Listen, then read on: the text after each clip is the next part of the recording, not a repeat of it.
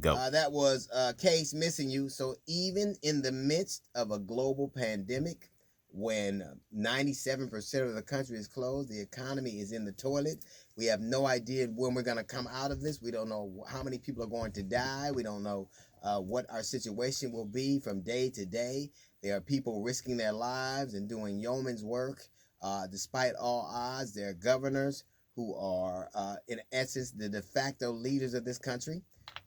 If you have a good governor, if you have somebody who really cares about his people, regardless of their political stripe, you are very blessed, because there are a lot of people who do not.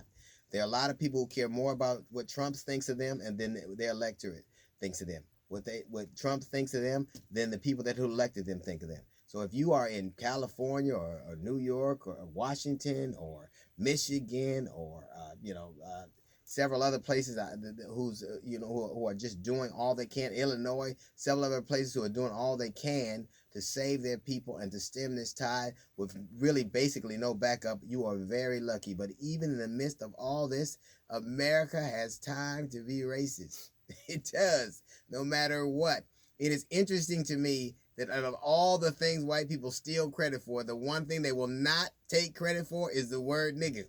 It is the only thing that. So, of course, Kyle Larson, a NASCAR driver, was caught live streaming, and he said nigger. And it was hilarious to see his friends go, instantly they knew it was wrong, and go, ooh, yikes.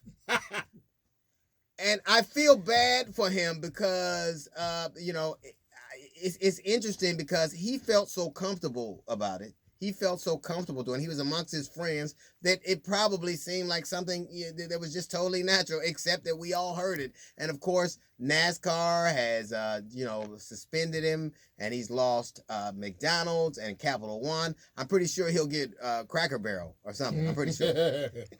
He made an apology. And let me just say this. White people, when you get caught saying the word nigga, please stop saying you weren't raised that way. You were.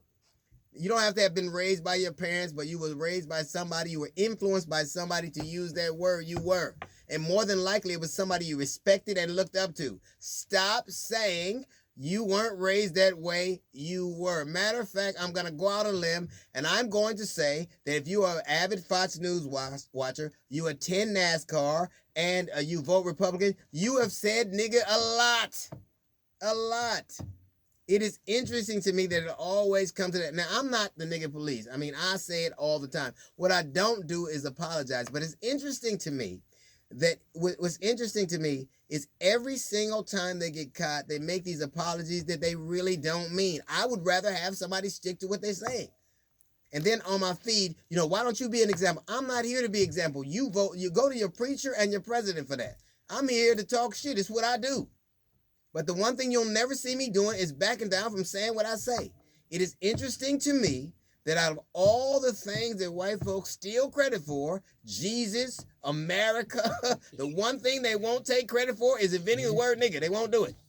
It was us. It was somebody else. It's interesting. You said it, own it. I'm not angry with you. I'm not angry with you. It's just ingrained in who we are.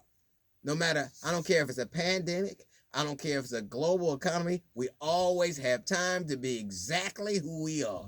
And nigga is as American as apple pie. That's a little note from the GED section. We got a jazz report coming up in 15 minutes. It's the D.L. Hughley Show.